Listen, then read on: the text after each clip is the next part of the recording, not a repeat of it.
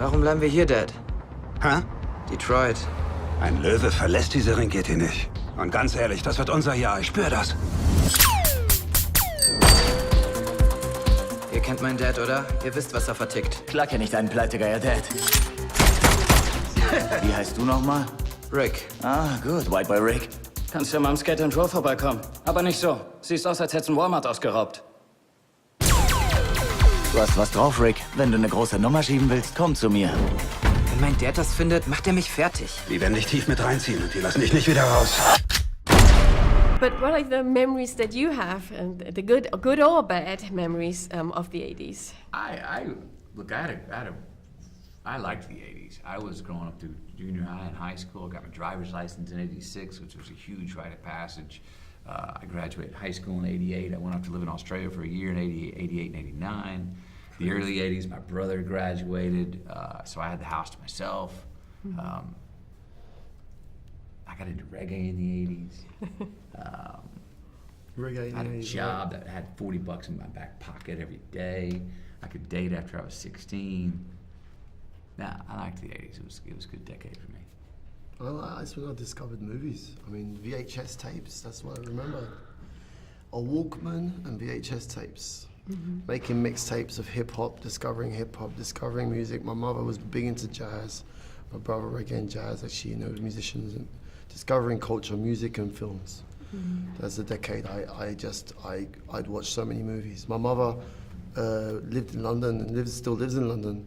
It still can't speak English, so we had a VHS machine very early on, and she'd get tapes sent to her from France because she couldn't watch English TV, she couldn't understand it. So I'd watch these French movies, sometimes be bored, sometimes be beguiled, sometimes be looking at naked people smoking cigarettes in bed and wondering, sort of going, Very French. Why is this having this effect on me, Mum?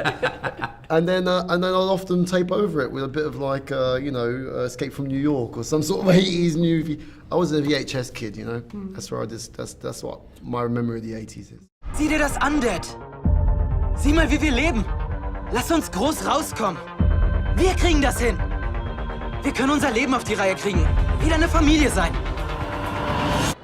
Was sagst du?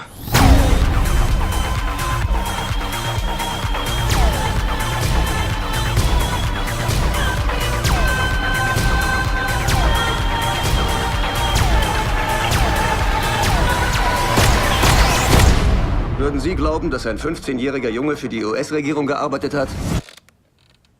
Aber das hat er.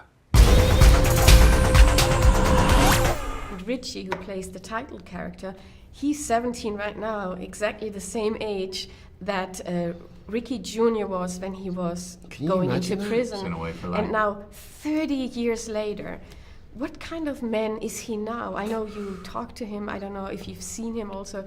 I mean, 30 years of prison, what does that do to a man? It did not beat him down. It's incredible. Yeah, the hope he's got. He's got the tone of the film. I tried to capture the tone of his voice and the tone of how he spoke about his family. So much humor. The guy is so funny. He's an optimist. He's a glass half full kind of guy. Yeah. He believes in what his dad stood for. He believes in the promise of America. He still believes he's going to come out and make it. He's got full of hope. Yeah. And it never died. It's kept him alive.